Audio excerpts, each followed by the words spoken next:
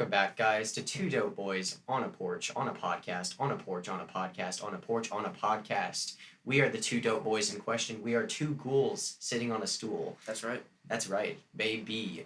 And welcome back. You know what we do on this podcast. I assume you've watched because you love us, and we have deep, deep romantic connections with all of you. Yep. What we do here is we take 2 albums a week. We take a current release from this year, the year of 2024. We listen to it, and we think about it and decide whether or not we like it.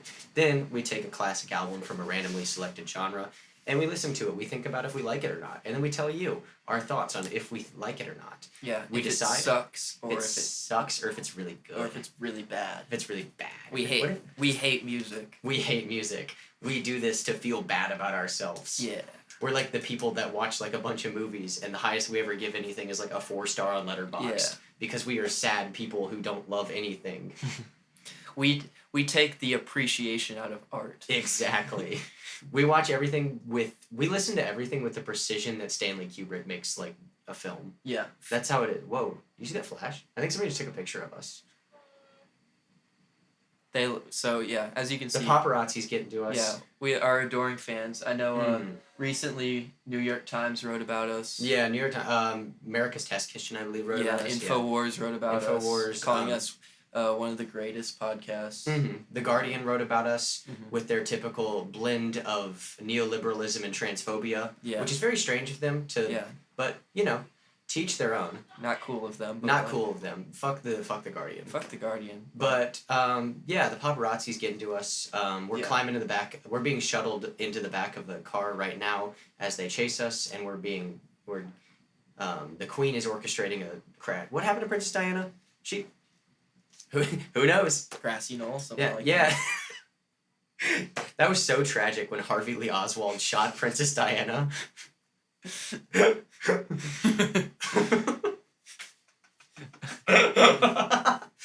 many other assassins can you name off the top of your head? I'm pretty thin on assassins. Yeah. I don't want to recycle bits from the Shutdown Full cast, but if you get a chance, look up the death of Juan Luis Carreco, I think. Does the guy who threw a cabbage at McKinley count? Oh, shout out John Hinckley Jr. I wish you were a better shot. Can we say that? Maybe.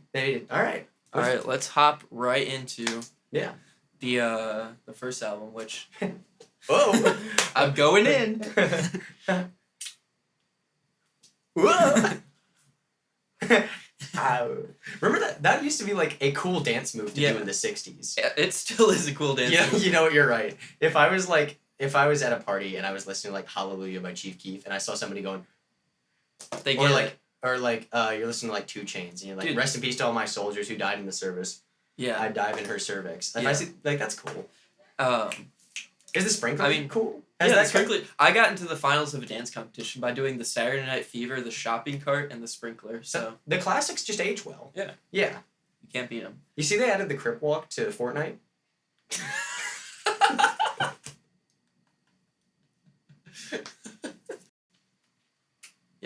All right, let's get to the albums. Yeah. Let's do what we're here to do. Let's do a little culture. We do a little Blade. Let's do a little review. We're gonna bring up the albums, and then we're gonna talk about them. We're gonna say what we liked. We're gonna mention our favorite tracks. We'll give it a rating. Let's do it. So I can't keep doing this, but no. First album, we usually start with the current. I've been editing a lot of the ones. We switch it up like every time. All right. It's usually like I'll be like, hey, what do you want to talk about? And you'll just bring one up, and then we'll just go. Cold Visions. Cold Visions by Bladee. Yeah. This is your boy. You hit it. Yeah.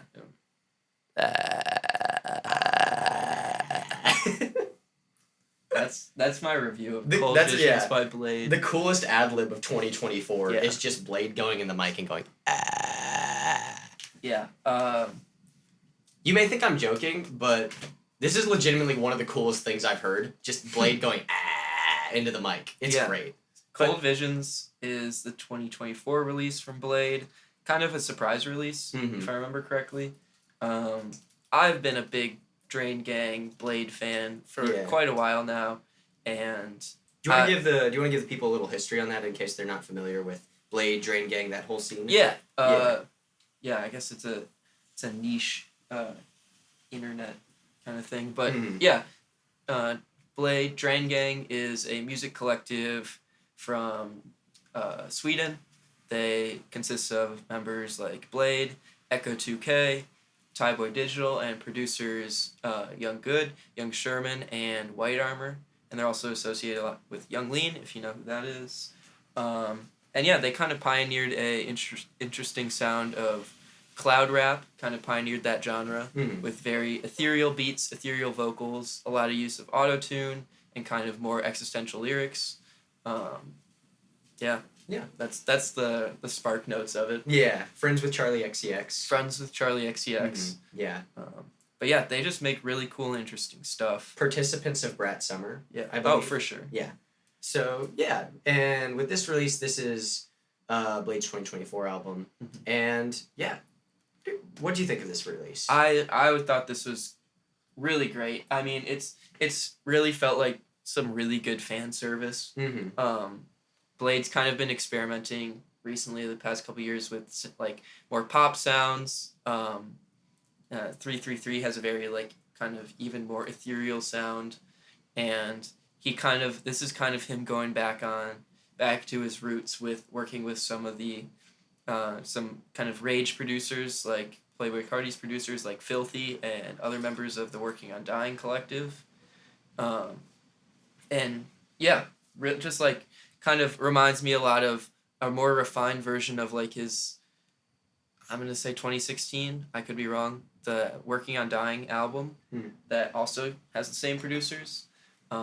Kind of been working together for a while, and it's cool to see them link back up and really make like what feels just like the classic Bladee sound that the fans really love. So. Yeah. I think I had a very different experience with this album just because you showed me a lot of Bladee like recently, and I've gotten a little bit more into him and kind of found that I really enjoy that sound. But this was my first full Bladee album that I've listened to, and it was just such a blast. Yeah. I mean, I love this record. It was a really good listen. But for me, as someone coming at it without a lot of knowledge of the history of Bladee, his kind of progression as an artist, and Drain Gang as a whole, this record just slaps. It's beautiful. It's got a lot of fantastic production. The 808s hit so hard. Bladee his vocals are great, and it's just a really disorienting record in a lot of ways. It's 30 tracks long. It's about an hour or so. Yeah, and it kind of captures this feeling, which I think, from my limited knowledge, this is themes that Bladee explores a lot through all of this stuff, but like paranoia and isolation, alienation, and there's just a real deadened feel to a lot of the songs, and Bladee pairs this often with like little moments of like humanity and anxiety, and whether it's just like little changes in his vocal inflection, because oftentimes he's rapping from a very monotone kind of like laid back, and there's other times when we'll go into a kind of like higher pitched kind of strained voice, and the whole record just flows so beautifully. I think I've heard some people argue that there's a lot of bloat to it, but I think the whole thing flows, and it reminds me a lot of another album that does this really well is Double Nickels on the Dime by the Minutemen. Very different styles, of course, and different overall feels, but the idea of like having all these little 2-minute tracks that kind of just add these feelings of like anxiety and distance, and I just think it's really well done, and I think this was a really fun introduction to Bladee as an album artist for me. Yeah, I'd say like, especially because the kind of the joke, and like it is true that like the Bladee sound and the Drain Gang sound is definitely like something you kind of have to get into. It's not for everyone, but I think if you really want to get into, if you're interested in the sound and want to get into it, like this album is much more accessible than some of the other ones. Also like The Fool is another album that's much more accessible. That's also kind of a newer Bladee release.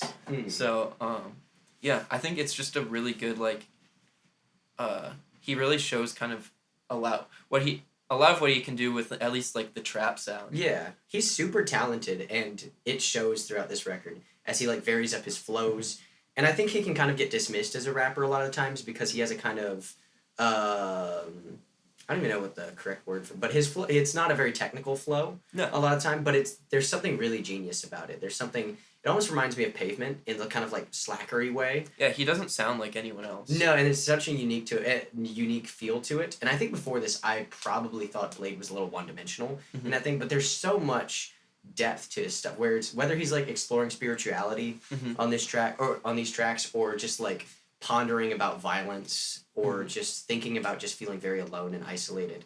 There's something very mature about this record. Yeah. And something that I never really associated with Bladee before. Like, I think Bladee and Drain Gang kind of get this reputation as kind of like these very like online internet personalities. Same way that like JPEG Mafia gets this reputation. Yeah. But there's a lot of very fun stuff to unpack with the lyrics here. Yeah. And there's a lot of really good bars in the typical Bladee fashion where they're just really funny and clever, but there's a lot of really emotional notes that land really well in this record. Yeah, and I was really happy to see the inclusion of all of the other Drain Gang members. I mean, it's pretty typical to get that on the Bladee album. They are a very tight-knit group of friends, and I think all the features are great. I love all the Young Lean features. The Cowboy Digital feature is really fun. Yeah. Which one was he on? Do you remember? He is on... It's hard to remember all the different track names on this one. There are a lot of them. Just because, I mean, it's like we were saying earlier, they all bleed together. There's 30 tracks on this thing. Yeah. Yeah. It's... Good audio, good audio, good audio. Quick, keep talking so I don't have to edit this. I don't want to cut. No, don't make me cut. Lucky Luke. Lucky Luke. That one is fun. Yeah. Oh, that's right. Yeah. A lot of Young Lean. You get both producers' White Armor that's featured on I Don't Like People, and Young Sherman on the song Young Sherman. As well as a cool little feature for all the little, like, the SoundCloud heads. The Black Cray, or I think Sick Boy Rari is what he goes by now. But that feature is really fun on Other Side. And then you end the album with that really cool outro with some Echo 2K vocals. The outro's incredible. It's very unexpected. It's so ethereal. Like, anytime Bladee puts Echo 2K in a track, he does the very ethereal You know we get mad ethereal in this Echo 2K outro track. So, yeah. But, yeah, all in all, like, just like a slapping record. Slapping record. And just a really exciting one, yeah. Yeah.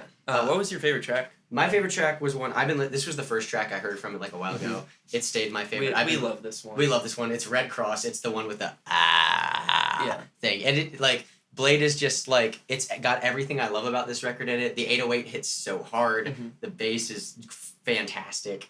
The trap beat is great. And it's got this crazy beat switch at the end where it, like, slows down, like, half speed. Yeah, and it's got really good bars in it. And I just like I like the performances where he goes in that kind of, like, really strained, a little bit higher register. Yeah, because he kind of goes, like, very low. And then, there's no windows in this spot. Yeah, and it's just really, it's really good. Like, it functions well within the album. It functions well as a standalone banger. Like, just a great track. Yeah. My favorite is End of the Road Boys. Can't really tell you why. It's just, like, I think it just showcases a lot of what he's really good at. Yeah. I think this is also one of those records where if you're into this sound, like, you'll have a new favorite every single time. Like... Yeah, I jump between, like, Red Cross, that one. Sad Meal is really funny. Sad Meal's good. The one Terrible Excellence right before Red Cross, great. Banger. Yeah. Yeah, just really fun album. Yeah.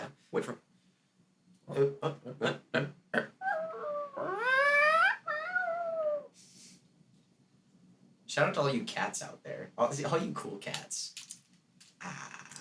What is your favorite... What was your rating? I'm going to give this bad boy a 4.5. Definitely not biased because I love Bladee. But this is coming out after the Chat Pile episode, right? Huh? So this is coming out of the Chat Pile episode, right? Yeah, so we both had our, like, favorite artist bias weeks. Yeah, it's 4.5. Only, like, thing is, like, a couple tracks could be cut, but, like... Sure, whatever. But, like... They're still good. Yeah. For me, this one's a check trending best. Or what is mine? Thumbs up? Thumbs up. Absolutely. Like, this is a great record. I don't know if it's quite a best. This is one of those that feels like... It's where I like the fluidity of my kind of system. Because very few things are best on first listen for me. But this is one that could definitely, like, grow on me with time and become a best. Yeah. But this is just a banging record. A fantastic one. For my little recommendation thing, I'm going to say... I'm going to give it, like, a sideways thumbs up. I think... What? No? It's recommend, don't recommend. I'm going to give it a kind of recommend. Oh, I completely forgot about that. Yeah, if you... I'm doing that since you introduced your system. Right. I think if you want to get into the sound, this is the album for you. Mm-hmm. But it is not a sound that everyone's gonna love. So yeah, to each their own. This is a strong recommend. Brackets for everybody except Jack, because Jack will not like this. But it's a great record. Yeah. All right, on to our next one. We got a fun one today. Yeah, we do. Because for our random genre, we got noise, and we had a lot of different ways to go with this, and we found a record called Kesto by a band called Pansonic. And this one was a really fun one to find and mess around with, because this record is 3 hours and 55 minutes long, and we kind of saw that as a challenge.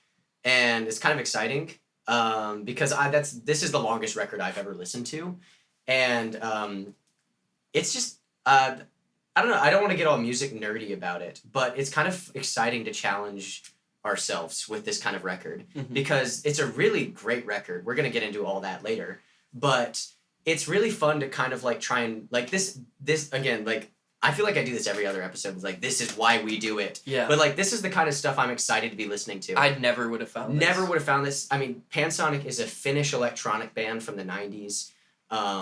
They make a bunch of cool stuff. But they're sick, and they're a band I never would have found without this. Yeah. I'm not going to pick up a 4-hour album I don't know much about without this sort of thing. Yeah. And I'm, this is just the kind of stuff I'm excited to find. And even if I don't end up liking it, I feel like this is the type of album that, even though I did end up liking it, but this is the type of stuff that like just kind of expands my understanding of music and my appreciation for different types of things. Yeah, I this one was kind of interesting for me because the parts of it that I thought I was gonna like the most, I ended up not liking as much, and the parts that I didn't think I was gonna love, I really like attached to. Yeah. So I don't know how this record, the background on it's a little bit vague, but Pansonic, I'm gonna butcher these guys' names. I'm very sorry.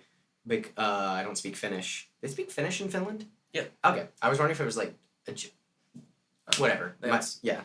It could be speaking God's language. English. American. They could be speaking real, yeah. Don't be coming into my country with your electronic noise wall music.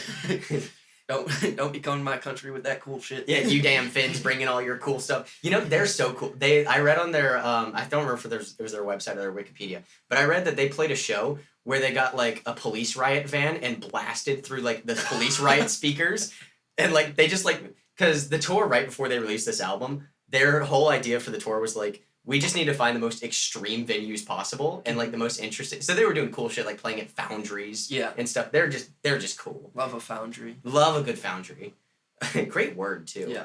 I love a word that just sounds exactly like what it means. Like, can we put, like, the metal pipe falling sound right here? But band members' names: Mika Vainio, Sami Salo, and Ilpo Väisänen. I'm terribly sorry if I butchered your names. But this record is divided up into 4 sections. It's 4 discs, and each section is a little bit different. The first one's kind of a little bit more straightforward, like loud electronic. IDM. Yeah, and the second, what would you say the second one is? Because I have a hard Still IDM, but like with different textural stuff going on. Yeah, and then the third disc is straight up music concrete. Yeah. And then the fourth disc is just a drone. Yeah. And it's cool.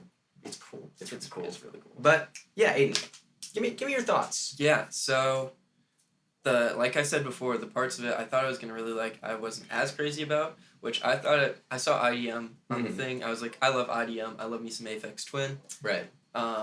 Wasn't super crazy about the first disc. I didn't think they did enough. It kind of sounded like some run-of-the-mill IDM with some interesting spots here and there, but nothing that really, like, I was really, like, woohoo about. But second disc started to pick it up a little bit more for me. I think they started to experiment a little bit more with that sound. Still thought it ran a little long. I know that's kind of typical for something like a project like this, but I think there's a couple tracks that definitely could have been cut. I was not looking forward to an hour of music concrete, and I ended up loving it.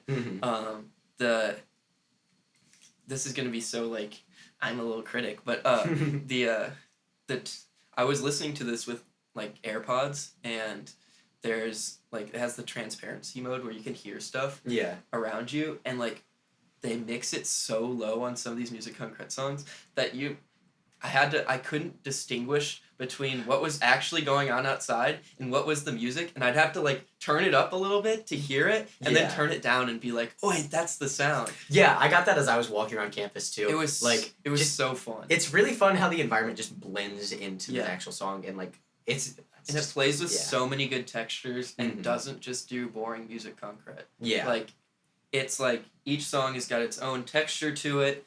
In the third disc, like, it gets really noisy at times. Yeah. It gets really faint at times. I think I got jump scared by like a loud, harsh crash. I remember that. Yeah. It's like 20 minutes into it. And like I think I was in line for a sandwich. It's like a 9-minute song and it's 6 minutes in and like it's just like boom.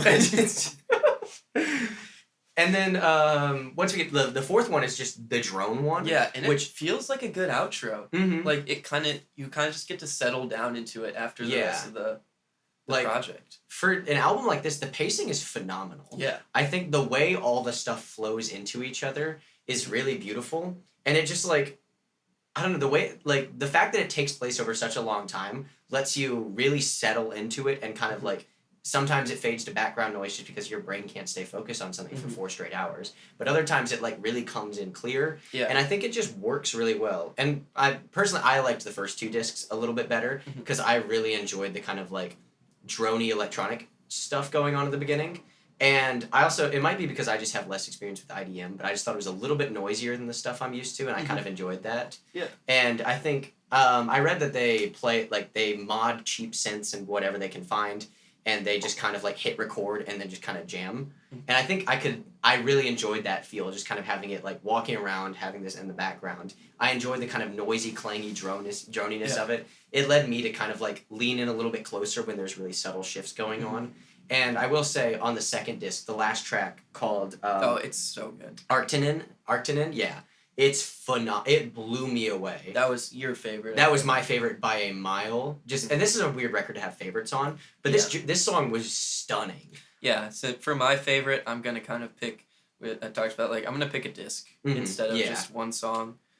So disc 3, I think, is just, like, just really good art music. Yeah. I think this record just has so much to offer. It does have a lot to offer. Yeah. And I think that can kind of be a detriment in some regards to it, because it does do a lot, but I think, like, especially texturally, it's very interesting and very fun to listen to. Absolutely. I think this one comes down a lot to how you approach it.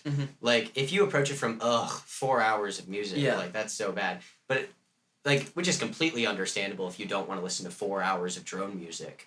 But if you're interested in this sort of thing and you really want to approach it, like, just kind of approach it, like, with an open mind, really just give it a kind of a chance to seep in. And I think it's got some really genuinely stunning moments that you won't find in other You can really easily sit in the groove of it and just kind of have it on. Yeah. Like, yeah. I mean, this one's not a background one because it will jump scare you. Yeah. But this is one that I found a lot of enjoyment from just having on while I was walking around because it really, I don't know, like we talked about this with Bladee too off air, but like Bladee is one of those artists when you listen to him walking around, he makes you walk a little bit differently.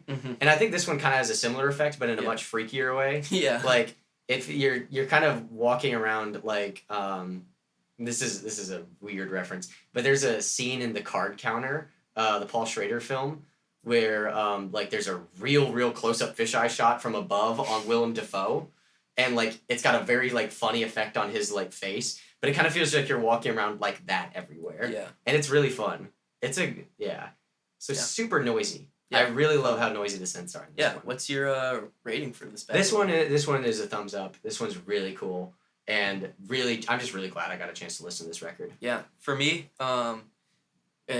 as you know, I was talking about, I had a very big kind of shift in feelings toward this record is when I hit the end of disc 2 and into 3 and on. So I'm going to give it a 3.5. Yeah.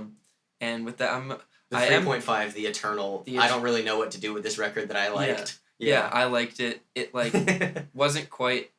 It's like 3... It's a thumbs up. It's a 3.5. Given to the rating system. I'm going to give it a thumbs down for recommend.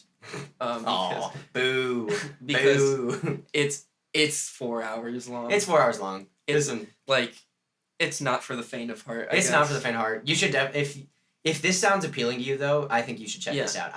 Don't be scared away by me not recommending something unless I give it, like, I trash it in the ratings. Yeah. This just means, like, I'm trying to give, like, if I were to recommend this to just a friend, I wouldn't be like, yo, check this one out. That's to fair. Just my friend who isn't, like, deep into the and I think your music sphere. I think it's important to note we're also both recommending from a very different, like, I'm not thinking about it. I'm recommending anything I think is cool, and, like, if you, like, just basically that, and you kind of have a more, like, curated recommend, like, because, like, for Mild Life last week, like, that was just an easy one to recommend because most people will enjoy that. This one is not one that most people will enjoy, but this one is worth checking out. That's why I do my rating, because my rating is, like, my this is, like, I think this is really cool. Yeah. This is the rating, and then the recommend is, like, hey, like, if you're feeling it, like, maybe. But what if you just had... What if thumbs up, thumbs down? What if you converted to God's rating system? I'll think about it. Heaven or hell? Is this record going to be in the transcendent light of God, or will it be in the fiery pits of hell? I'm staying in the Are pits you, of hell. Listener, dangling this record like a spider over a fire and dropping it at any moment? Are you, listener, standing on the rotten tarp, leading you to the pits of hell, and you could fall at any moment? At your own volition, you can do nothing for your salvation, listener. Only God, who hates you, is keeping you from eternal damnation. All right, now on to our favorite segment. Yeah. Our favorite segment. Jack's Tracks. Jack's Tracks, yeah. Named after Jack Music. Yeah, rest in peace. He died. It was rough. Boom. Boom, yeah. I hate it when that happens. He's definitely not going to comment on this video. He's definitely not going to comment on this video. He's definitely not alive and well and thriving. Yeah. He's definitely not posting really cool videos of him on his spam making really clever, cool guitar riffs. Yeah. And you definitely shouldn't follow him as he makes his really cool guitar riffs with his... Yeah, he's definitely not John Mayer if he was cool. He's definitely not John Mayer if he was cool and didn't, like, sexually harass women. Jack does not do that. Yeah, just, Jack... Well, that's because he's cool. Disclaimer, Jack is nice to women. That's because he's cool. Yeah, he's cool, yeah. It's cool, that's great. All right, Jack's Tracks, and we're going to start off with your track. We're going to start off with my track, which is You Don't Deserve Yourself by AJJ. This one's been resting on my heart recently, because this record, Can't Maintain, came out in, like, 2009, and I've been listening. I found it in a really stupid way. You're, like, there's this instant... Hey, guess what? What? Oh! Cool. But there's this Twitter account that's, like, Simpsons albums, and it posts a picture of the Simpsons, like, with an album cover that looks similar to it, and it posted this, and I was like, that looks cool, I'll listen to that, and it's really good. I love this record, and this record has continued to grow on me, and, whoa, I hope that caught that. It caught it, that was cool. Yeah. But, like, this record, like, helped me a lot this summer. I had a real weird, rough summer, and part of it involved working at Waffle House, and I listened to this record so much at Waffle House, which is really weird, but I would just be like flipping hash browns listening to this, which is probably not, that's probably a sign or something. But the records I listen to most. Here, I'm going to read the first lyrics for you. Yeah. Well, this is what's happening while he's flipping waffles. Yeah. I will take your teeth, but I'll hold out for a while. If you please, I'll make you fall asleep, even if you're not tired. And just imagine me, like, fucking up an egg flip and throwing 2 eggs straight into the back burner. I did that my first day on eggs. I did that 3 straight times. I flipped it right into the back burner. It was covered in eggs, and my fellow your passer rating is dropping drastically. You got the 0.0 passer rating. And the guy who was training me, Keith, was like, nah, bro, you're going back to meats. And he gave me a pan and put a piece of Texas toast in it. It was like, flip that until you can learn how to not flip it into the back burner. And just imagine the humiliation of that, all while, like, this shit is blaring in my ears. Yeah. But so I'm going to imagine that now. Yeah.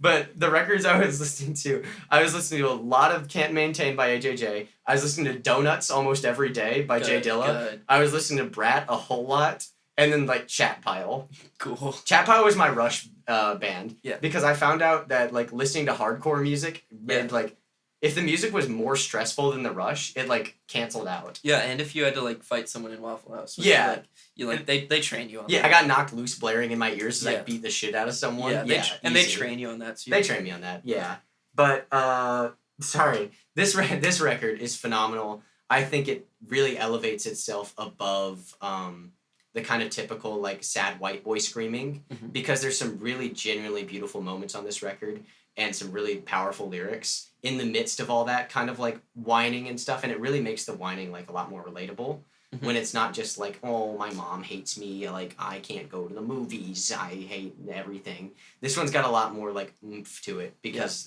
they're just better writers. So yeah, we're gonna check this out. Let's rip it.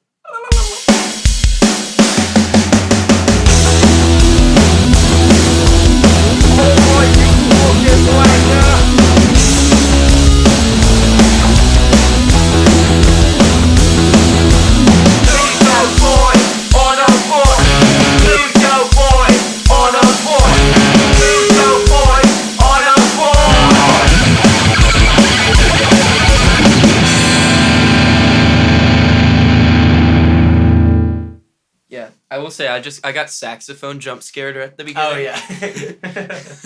But yeah, it's cool. I like AJJ. Like you played me AJJ before, especially like when we're in the car. Yeah. And I don't particularly remember this song, but I remember tracks off this album, and it's just like for me that's just like a good listen. It's just a good. That's just a Sunday night. That's just a good Sunday night. That's just a good way to chill out on a Sunday night. Yeah. Pop a beer, listen to AJJ, sob. Yeah. Yeah.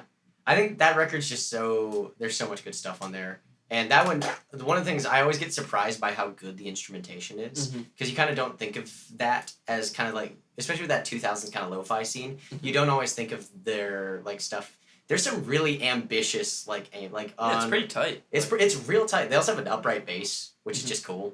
Yeah. Yeah. It's just a cool palette of sounds. Boom, AJJ. Boom, AJJ. Done. Easy. Yeah. Next. Cross it off. Yeah, for mine, I don't really have too much to say about it because I don't really know the two artists other than the one I really like. Our boy. So I really like Ghais Guevara, who is a rapper. He like kind of in the experimental rap scene, kind of similar stuff to likes of JPEG Mafia. I really like tracks from him like Patrice Colors Stole My Lunch Money and Sean King Isn't Seeing Heaven. And Fuck the Nordic Models. Fuck really the Nordic Models, really good. But yeah, kind of politically charged stuff, soul samples a lot. Did I tell you my friend Marie like texted me like one day like a couple months ago? I was like, "Yo, have you ever heard of Fuck the Nordic Model by Ghais?" Really? That's so cool. And I was like, "Yes, I have." And you should also listen to Patrice Colors Stole Your Lunch Money. And she was like, "Yo, this is so gas." Yeah, he's awesome. Really good stuff. I don't know, a couple singles have come out, so I'm hoping for a new album. But this one is kind of a one-off thing with the artists Chris Robbin and Seb Zell. It's called Coffee Cup, and it's just really weird and fun. Hell yeah! I don't really know much about it, so I'm just gonna let it rip. Let's let it rip there.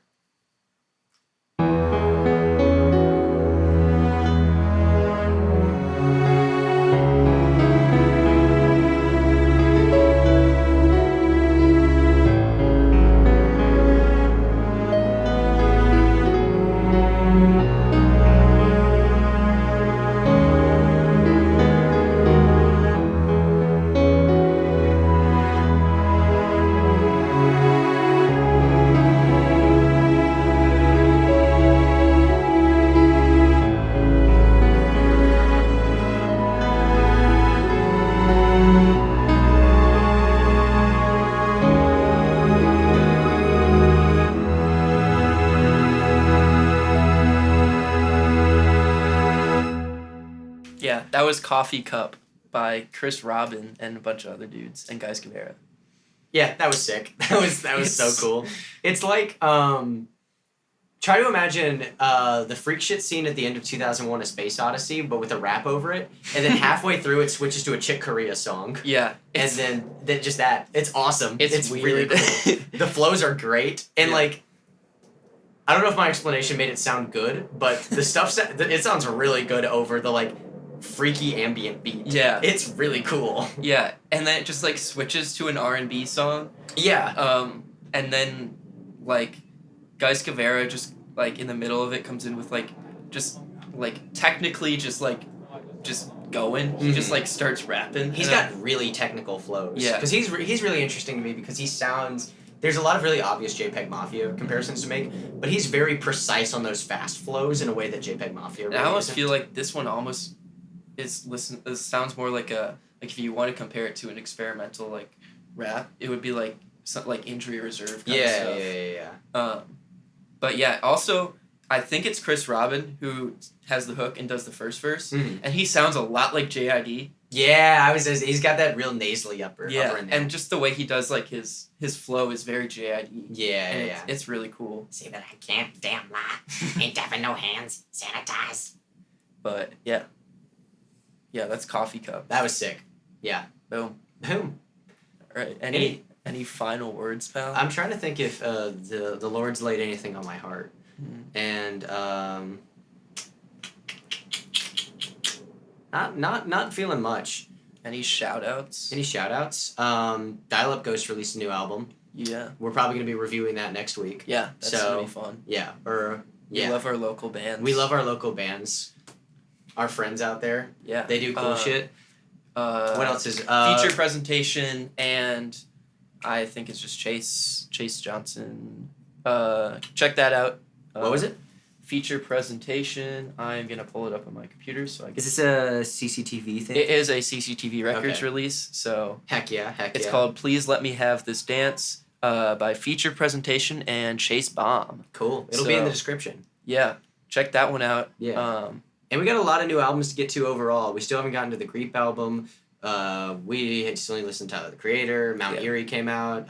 Godspeed Black Emperor. But we're working. We're chugging away. We're down in the salt mines, digging up albums, polishing them off. Mining collapse killed Jack last week, which was brutal. Yeah, we didn't disclose how he died, but... oh, shit. Now we're lawyers are going to for that. That's okay. Yeah, closed casket. Yeah, closed casket in the Rate Your Music mines. Yeah. But yeah. I'm chiseling away, giving, like, post-punk records 2.5 stars. Wait, what do Rate Your Music people do? What do they even do in their free times? Like when they're not like wearing like a hood and like crouched over their computer? Probably like, I don't know, eat infants. Yeah, and like try to make like shitty Juju music. Speaking of which, we need to listen to the new Juju. The new Juju. But yeah, cool. Yeah. With that, we are... I think that's a podcast. Yeah, that is a podcast. With that, we are the two dope boys. On. Porch. Signing. Off.